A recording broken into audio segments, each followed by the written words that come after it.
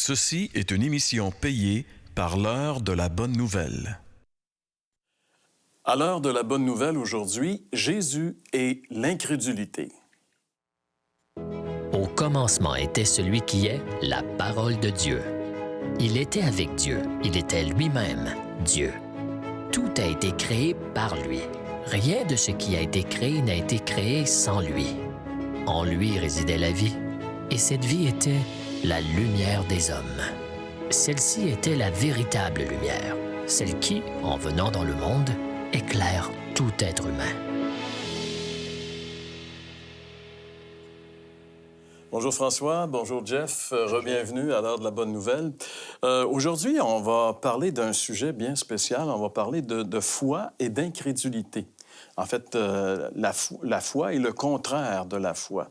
Et c'est un sujet qui devrait normalement nous interpeller chacun d'entre nous parce que, comme on va le voir et que Jésus nous le démontre, on devrait tous se sentir interpellés par la foi. François, toi, tu es allé voir les gens et tu leur as posé toute une question en réalité. Bien, c'est une question existentielle un peu, mais à savoir pourquoi certains ont la foi puis d'autres pas.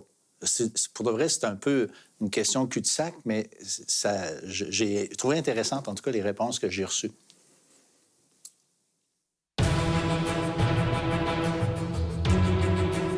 Comment tu expliquerais que certains ont la foi puis d'autres pas? Peut-être un mix entre l'éducation et les expériences personnelles. On décide un peu si on l'a ou on l'a pas, là. Probablement aussi que ça se cultive. Il faut rester ouvert, il faut peut-être chercher, il faut peut-être lire, il faut peut-être se laisser avoir par la foi. Parce que moi, la foi, c'est la religion. Moi, ça va un petit peu avec ça. Je pense qu'en quelque part, il faut croire à ce qu'on fait aussi. Quand tu travailles fort, ça ne veut pas dire que tu vas avoir un résultat, donc tu as la foi que ça va donner un résultat, donc c'est une sorte de foi. Alors, on doit quand même avouer que c'est pas une question simple, c'est pas une question qui est très évidente, et c'est une question qui est quand même un peu mystérieuse, qui soulève un certain mystère. Parce qu'en réalité, pourquoi est-ce que certaines personnes croient et que d'autres personnes ne croient pas? Je pense qu'avant de parler d'une foi plus spécifique, qu'est-ce que je crois? Il faut se rappeler qu'on croit tous quelque chose. En partant, tout le monde croit quelque chose. Que ce soit vrai ou que ce soit faux, ça, c'est secondaire, mais on croit. Fondamentalement, dans nos relations humaines, l'être humain bâtit beaucoup de choses sur la foi que, par exemple, ça va être respecté. Quand on se promène en voiture, il y a une foi incroyable que si je passe sur un feu vert, que l'autre va arrêter au feu rouge. Donc, c'est toute une question de faire confiance. Maintenant, est-ce que ma confiance est toujours justifiée ou non? Pardon, ça dépend, par exemple, de l'objet de ma foi. Qu'est-ce que je crois? Tout le monde croit. Regarde, même si je crois intensivement quelque chose, ça ne veut pas dire que ça va arriver ou que c'est vrai. Il y a des gens qui vont risquer toute leur vie, leur argent, leur maison sur le jeu du hasard. Et souvent, quand tu leur parles, ils vont dire « Je le crois que cette fois-ci m'a gagné. » Mais ils ont tout perdu. C'est de la folie, ça, c'est pas de la foi. La foi, là, elle repose toujours sur une promesse. Puis le plus important, c'est pas tellement... Tout le monde croit en quelque chose, là, tu viens de le dire. Le point fondamental, c'est de croire dans la bonne personne. Et selon notre compréhension, la foi devrait être dans la parole de Dieu, la Bible. Ce que Jésus a dit, c'est ça. Et aussi, on va voir aujourd'hui les raisons pour lesquelles on peut croire quelque chose. Il y a des fois des raisons qui sont superficielles, qui ne sont pas les bonnes raisons, parce que ça nous arrange bien de croire ça. Mettons, il y en a qui croient qu'il n'y a pas de vie après la mort. Pourquoi ils croient ça? Ça les arrange. C'est une foi. Mais c'est ça aussi, c'est une genre de foi. L'athée, celui qui ne croit pas que Dieu existe, c'est aussi une foi. Donc, la foi, c'est une notion très importante, hein, parce que dans la Bible, c'est une notion qui transpire à travers toutes les Écritures. La foi, c'est une notion biblique. Il est dit dans la Bible que le juste vivra par la foi. Donc, la foi prend une dimension très, très importante. Et en tout cas, c'était important pour Jésus, comme on va le voir immédiatement après la pause. Vous avez des questions ou des commentaires sur ce que vous venez d'entendre? Contactez-nous par téléphone ou réagissez sur les médias sociaux.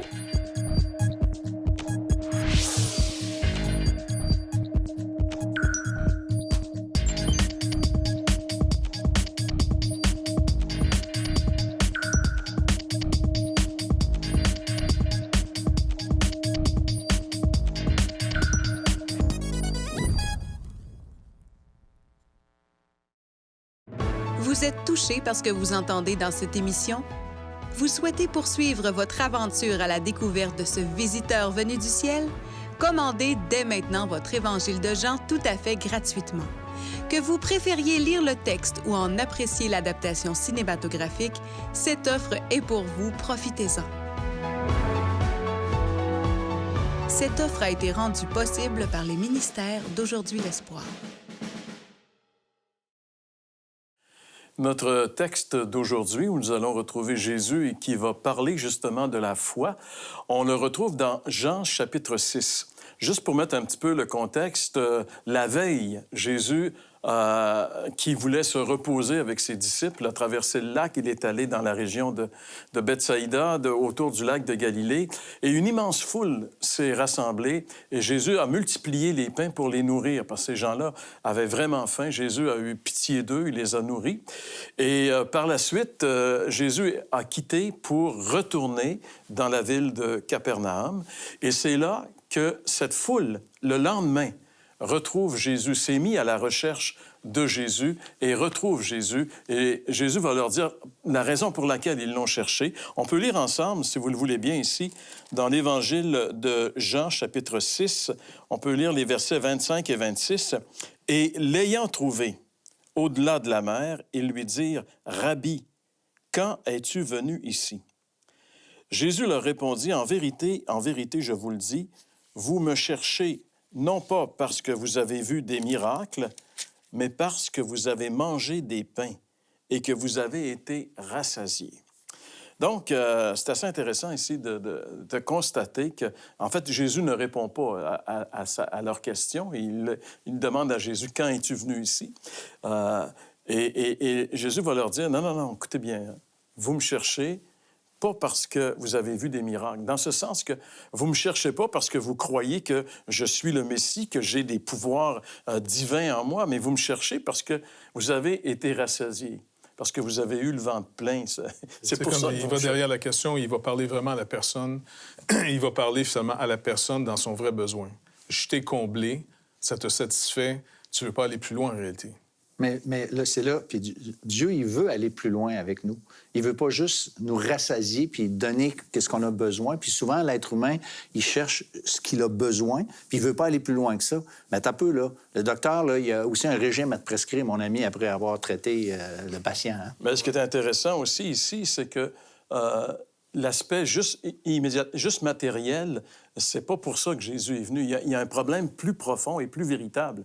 Et aujourd'hui, dans le monde dans lequel nous vivons, il y a une espèce d'évangile qui circule et qui fait beaucoup d'adeptes, qu'on appelle l'évangile de prospérité, qui justement s'adresse exclusivement à l'aspect matériel, l'aspect superficiel, et ne va pas au-delà de ça. Ouais. Le message de cet évangile de prospérité qui est faux, c'est justement l'idée d'avoir quelque chose. C'est crois en Jésus, tes problèmes vont être réglés. Crois en Jésus, tu seras plus malade. Crois en Jésus, tu vas devenir riche. C'est presque contraire à l'Évangile. Ouais. C'est pas ça. Mais si on se rappelle ce que tu nous avais dit au début de la série, Jean va employer ce qu'on traduit des fois par miracle, le mot signe. Donc, tous les miracles que Jésus va faire sont des miracles dans le temporaire de nos vies, parce que notre vie est très temporaire, avec des choses très physiques, là, dans le sens de la nourriture, la maladie, tout ce qui nous afflige. Tout ça va nous rappeler qu'est-ce qu'il veut vraiment combler comme besoin. Et là, ici, l'histoire du pain, c'est qu'il est en train de leur faire voir, vous croyez pas ce que je vous dis que je suis, par les miracles que je fais. Donc, c'est parce qu'eux, ils sont éduqués depuis plus d'un millénaire par les prophètes et Moïse pour apprendre que le Messie viendrait. Et tout l'Ancien Testament décrit cette venue de Jésus. Le fameux pain dans le désert, la manne. Bien, c'est ça, la manne ici. Il est en train de les nourrir dans un lieu qui était aride, par exemple, dans un lieu de désert qui était dit, il n'y avait pas de magasin autour, il n'y avait rien. Et à partir de rien, ou un petit lunch d'un petit garçon, il va nourrir une foule incroyable. Et 12 paniers pleins après. Donc, il est en train de leur dire, ce que je fais, là, c'est pas de régler le problème de la faim dans le monde. C'est de régler le problème de la vie. Vous n'avez pas la vie. Les guérisons de paralytiques, ressusciter des morts, purifier les lépreux, c'était tous des signes pour dire, je m'en viens régler le vrai problème. Et le vrai problème s'en vient à l'heure de votre mort. Donc, entre-temps, il va se servir de nos besoins physiques qu'on a. Ça nous rend très conscients maintenant. C'est comme Pour des aller leçons plus loin. Pour aller plus loin. C'est comme des leçons d'objets, les miracles, là, au fond. Ouais. C'est des images de vérité plus profonde, vérité spirituelle. Et c'est pour ça que dans le verset 27 qu'on va lire maintenant, Jésus, ici, leur parle à eux, mais par voie de conséquence, il nous parle à chacun d'entre nous, puis il parle aux auditeurs aussi, en disant « Travaillez, non pour la nourriture qui périt, mais pour celle qui subsiste, pour la vie éternelle, et que le Fils de l'homme vous donnera, car c'est lui que le Père, que Dieu lui-même a marqué de son sceau. » Alors, Jésus lui-même amène les gens plus loin. Il parle ici de la vie éternelle. Dans l'Évangile de Jean, la notion vie éternelle apparaît très souvent. Idée de royaume, beaucoup moins, mais idée de vie éternelle. Et le pain qu'ils ont mangé, c'est des choses qui concernent la vie éphémère, la vie qui va se terminer. Mais Jésus les amène à aller plus loin. Et c'est ça aussi, je pense, qui est important pour nos auditeurs aussi, de réaliser qu'on n'est pas juste passager ici. C'est sûr que notre vie terrestre va se terminer assez rapidement, mais on continue d'exister après. Exactement. Et c'est ça qui est important, et c'est ça que Jésus veut les sensibiliser.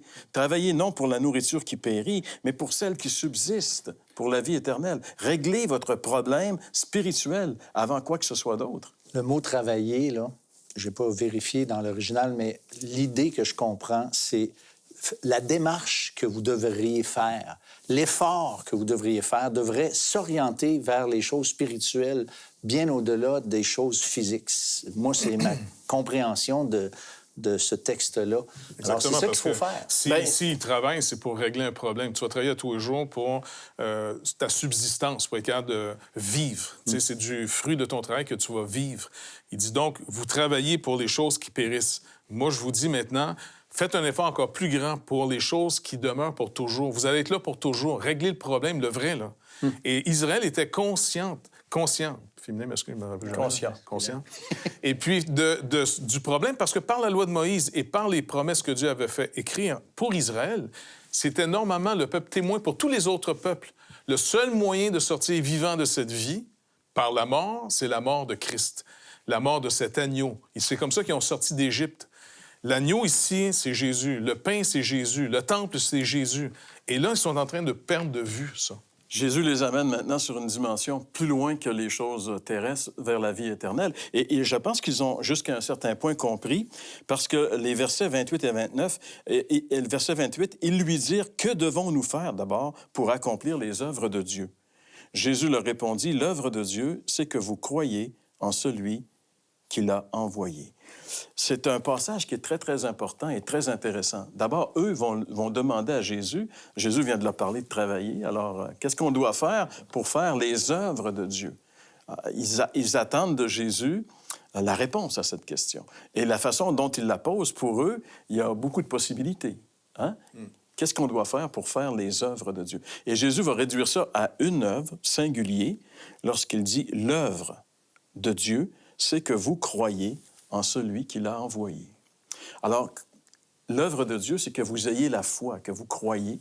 Donc, on retrouve la notion de la foi, on parlait de cette notion tantôt, et que vous croyez en celui qui l'a envoyé. Et ce qu'ils sont en train de faire, c'est de rejeter celui que Dieu leur a donné. Le Seigneur est au milieu d'eux et il fait des miracles qui devraient normalement leur ouvrir les yeux, mais eux demeurent juste attachés aux choses matérielles. Ils ne voient pas plus loin. Ils ne voient pas que Jésus est plus que juste un rabbin juif qui leur parle. Oui, puis quelqu'un qui fait des miracles comme Jésus a fait, ces gars-là ont été témoins là, d'un miracle incroyable. Là, 12-15 000 personnes ont été nourries avec juste quelques pains dans la journée d'avant, comme tu as dit. Mais là, je me dis, moi, ce gars-là, là, on devrait saisir qu'il y a quelque chose à dire. T'sais, moi, si j'avais un de mes chums qui ferait ça, là, je m'assoirais puis je dirais, écoute, qu'est-ce que tu veux me dire? Si on prend l'explication, parce que Jésus les provoque en disant, c'est moi le pain qui descend du ciel. Donc, il fait référence encore à la manne. Ouais. Et donc, comment ils sont sortis d'Égypte, les Juifs? Quelle œuvre ils ont fait? Ils n'en ont fait aucune œuvre. Ils ont sorti d'Égypte par la foi. Ils ont fait confiance quand Moïse disait, OK, ce soir, l'ange va détruire tous les premiers-nés. Vous rentrez dans vos maisons. Fermez la porte, vous tuez un agneau, vous prenez le sang de cet agneau peint à l'extérieur de la porte, rentrez dans vos maisons et attendez. Ça, c'est un acte de foi. Il n'y avait rien à faire. tuez un agneau, mangez-le, avec le sang, mettez-le sur la porte à l'extérieur. Quand l'ange va passer pour détruire, il ne rentrera pas chez vous. Et ils sont sortis par la foi, simplement parce qu'ils ont cru ce qu'on leur a dit. Il n'y avait rien d'autre à faire que de croire. Ici, Jésus veut les amener au même point. Pour sortir de cette vie vivante, cette cage d'esclavage, ce lieu de misère dans lequel vous êtes, l'Égypte spirituelle pour tout le monde, il dit, croyez-moi comme le peuple a cru, il y a 1500 ans peut-être auparavant, lorsqu'ils sont sortis d'Égypte. Je suis ce pain-là du désert. Il demande à Jésus qu'est-ce qu'on doit faire pour faire les œuvres de Dieu. Et Jésus leur dit, croyez en celui qui l'a envoyé. Donc, c'est la foi en Christ qui est faire ce que Dieu veut qu'on fasse. Il y a beaucoup de gens qui se demandent quelle religion qui a la vérité, c'est quoi la bonne. Écoute, ça ne dépend pas d'aucune religion. Ça dépend d'une personne, et cette personne, c'est Jésus. Lui-même s'est placé ici comme étant celui qui détermine notre éternité. Et tu sais, parce qu'il est question de vie éternelle, travailler pour la vie éternelle. Alors Jésus dit, croyez, l'œuvre de Dieu, c'est que vous croyez en celui qui l'a envoyé. Donc, c'est clair ici. C'est pas compliqué. Avoir la vie éternelle, c'est de croire en Jésus, car c'est lui que Dieu a envoyé. C'est lui le visiteur qui est venu du ciel afin de nous accorder la vie éternelle, de nous garantir une éternité. Il y a un obstacle qui nous empêche d'entrer dans la présence de Dieu, et cet obstacle même nous condamne à l'éternité sans Dieu. Ça s'appelle le péché. Mais ce que Jésus a fait sur la croix, il s'est chargé de nos péchés. Et la Bible dit que le châtiment qui devait nous rejoindre est tombé sur lui. Donc, c'est lui qui a absorbé la colère de Dieu sur cette croix afin qu'elle ne tombe pas sur nous. C'est ça que la Bible dit. C'est ça la bonne nouvelle. On s'appelle l'heure de la bonne nouvelle. La bonne nouvelle, c'est qu'on l'a échappée belle. On n'a qu'à se tourner vers Jésus et c'est sûr et certain qu'on a une espérance face à l'éternité. Il y a un ami qu'on va écouter maintenant qui, justement, a cette espérance en lui, Jonathan Leblanc.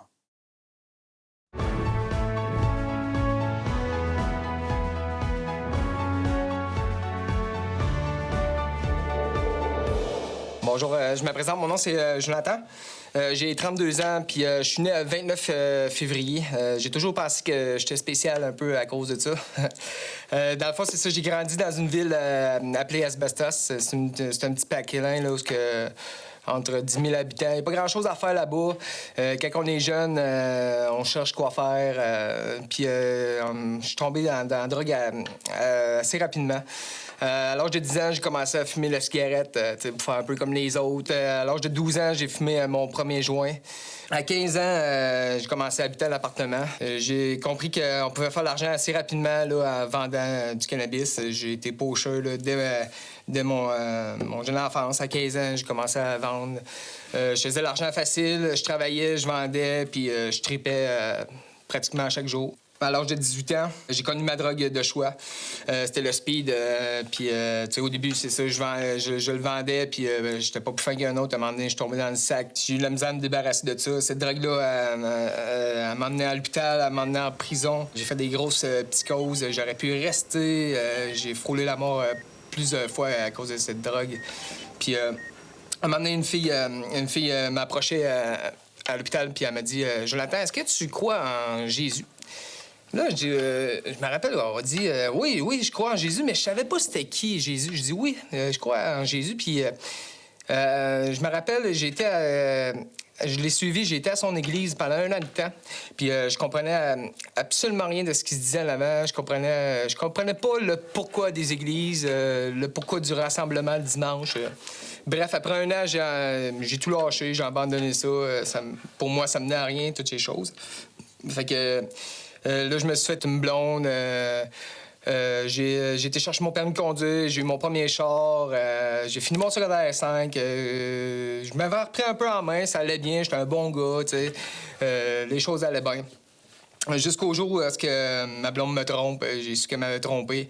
Là, j'ai été bouleversé, j'ai retombé dans la drogue bien solide. En une soirée, j'ai perdu tout ce que j'avais. J'ai perdu mon char, j'ai perdu ma maison, j'ai tout perdu en une soirée. J'ai été 1 an en dépression environ. Je me défoulais dans le poker, je jouais au poker, je flambais mon argent là-dedans. J'étais dans le fond du baril, là, mais moi, j'étais en dessous du fond du baril. J'étais vraiment creux. Là. Puis un jour, j'ai décidé de me reprendre en main. J'ai été faire une thérapie là, à l'hôpital. Puis ça m'avait aidé quand même. Puis je me rappelle avoir été sur Facebook, puis Pasteur Bernard avait mis un post sur Facebook qui disait « Lire la Bible à chaque jour, c'est important ». Puis ça m'avait vraiment interpellé. Fait que je me rappelle, j'ai été dans ma chambre, j'ai ouvert la Bible, puis c'était dans le Thessaloniciens. Je me rappelle plus trop ce que j'avais lu, mais je me rappelle avoir compris quelque chose à ce moment-là. Je me sentais interpellé de retourner à l'église. Je sentais le besoin de retourner à l'église. J'ai retourné à l'église, puis là, quand le pasteur il parlait en avant, là, j'étais bouleversé. Je pleurais comme un veau. On aurait dit que tout ce qu'il me disait, c'était à moi qui me le disait. Je pouvais sentir l'amour de Jésus. On aurait dit que tout ce qu'il disait, là, c'était juste pour moi.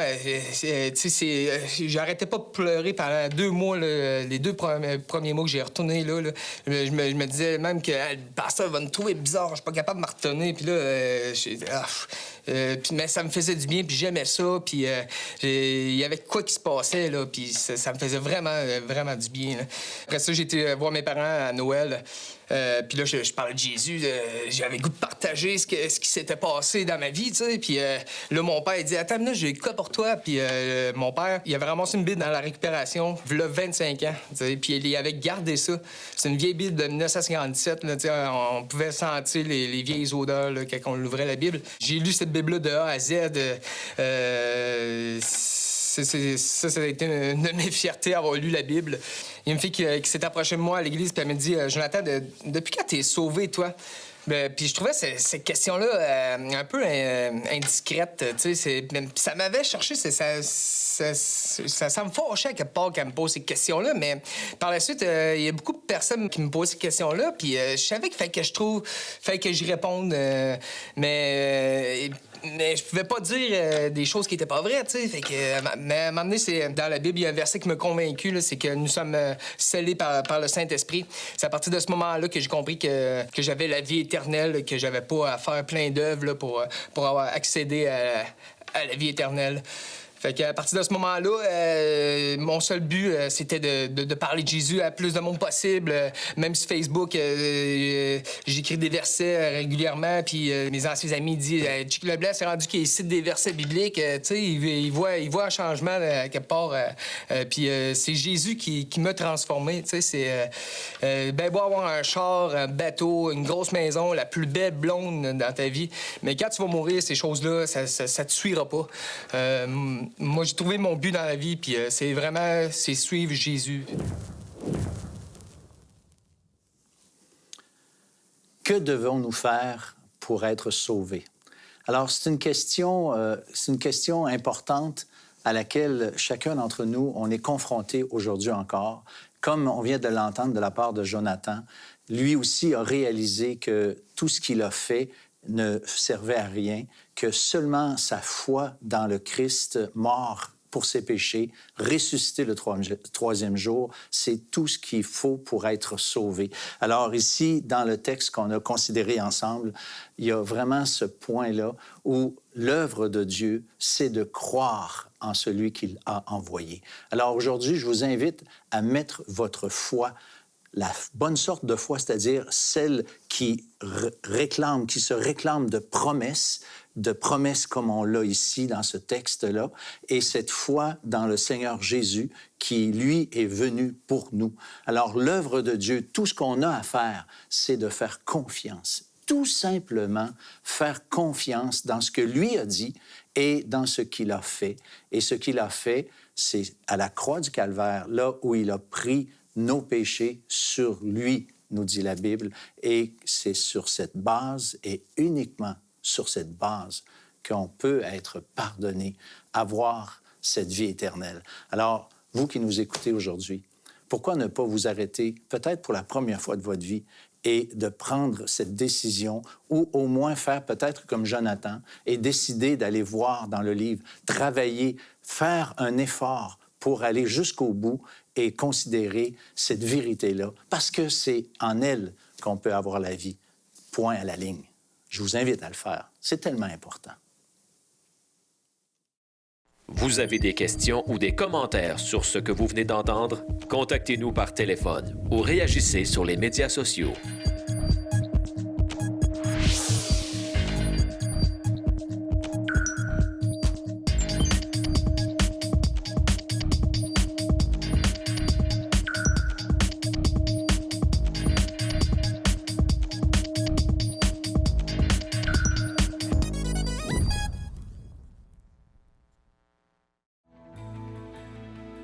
La série complète serait disponible sur DVD dès la fin de la saison. Réservez votre coffret en nous écrivant à l'heure de la bonne nouvelle, casier postal 26006, Trois-Rivières, Québec, G8Y 7M1. Vous pouvez également le faire par téléphone au 1-866-509-1319 ou par courrier électronique à info@hbn.ca.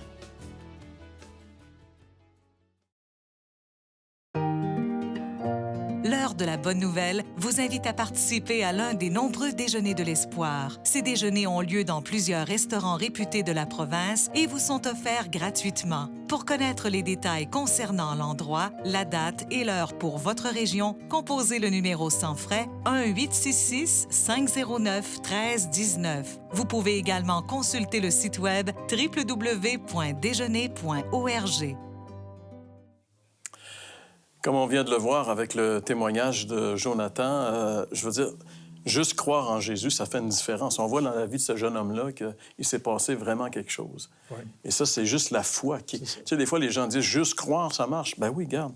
On a nous, on l'a expérimenté, donc on sait que ça marche. Oui. Mais quand on regarde un témoignage comme celui de ce jeune homme qui était vraiment ancré dans toutes sortes de mauvaises habitudes et qui a réussi à s'en sortir par la foi en Jésus. Non seulement il a réussi à s'en sortir, je connais ce gars-là, et puis il y a un désir incroyable maintenant de partager sa foi, de partager... Écoute, il n'y a rien qu'il ne fait pas. C'est une machine, le jeune homme, parce qu'il veut vraiment... C'est ce qu'il a trouvé, ce qui a fait la différence dans sa vie. Il meurt d'envie, littéralement, pour le partager aux autres. Alors moi, je trouve ça, je trouve ça beau de le voir aller. Tu sais, il est vraiment intense, mais il aime vraiment le Seigneur, puis il veut vraiment en parler à tout le monde. Oui, la foi, c'est un peu contagieux. Hein? Quand on l'expérimente, on veut aussi que les autres l'expérimentent, parce qu'en réalité, c'est la grâce de Dieu. Tu sais, ce petit jeune homme-là, il n'a pas fait de grandes choses pour s'en sortir. Il a laissé le Seigneur le sortir de la situation. Et c'est la même chose pour vous. L'œuvre de Dieu, c'est qu'on croit en Jésus-Christ, celui qui l'a envoyé, ce visiteur venu du ciel.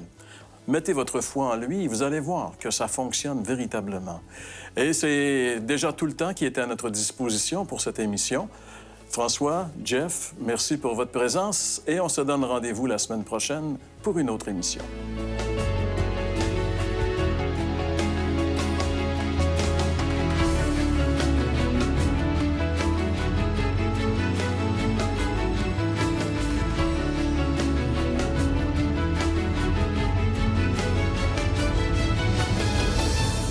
Ceci était une émission payée par l'heure de la bonne nouvelle.